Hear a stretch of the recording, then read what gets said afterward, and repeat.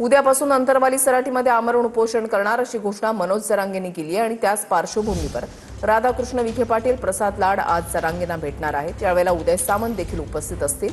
मुख्यमंत्री फडणवीसांशी चर्चा केली, ते सकारात्मक आहेत, तर 2-3 दिवसांमध्ये काय केलं त्याची जरांगेंना कल्पना देणार अशी प्रतिक्रिया विखेंनी दिली आहे।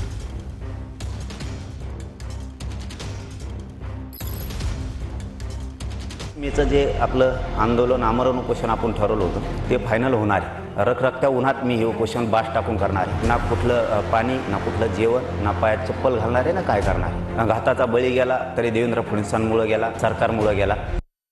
उद्यापासून रखरखत्या उन्हात अन्न पाणी त्याग करत आमरण उपोषणाचा इशारा जरांगेंनी दिल्यानंतर सरकारचं शिष्टमंडळ आज अंतरवाली सराटीमध्ये जाणार आहे। सरकारचं शिष्टमंडळ आज जरांगेंची भेट घेऊन त्यांच्याशी चर्चा करणार आहे। मराठा आरक्षण उपसमितीचे अध्यक्ष राधाकृष्ण विखे पाटील यांच्या नेतृत्वाखाली शिष्टमंडळ जरांगेंशी चर्चा करेल।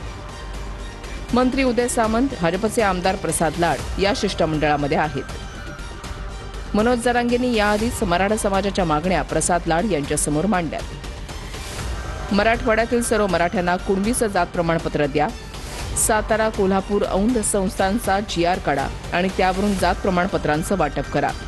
वाटप केलेल्या कुणबी जात प्रमाणपत्रांचे जात पडताळणी प्रमाणपत्र द्या।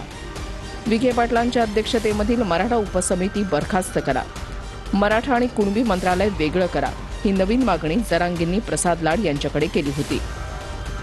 दरम्यान या मागण्यांवरून विखे पाटील आणि मुख्यमंत्र्यांची चर्चा झाली असून सरकार काय करणार याची कल्पना जरांगेंना देणार असल्याचं विखे पाटलांनी आजच्या भेटीआधी स्पष्ट केलंय।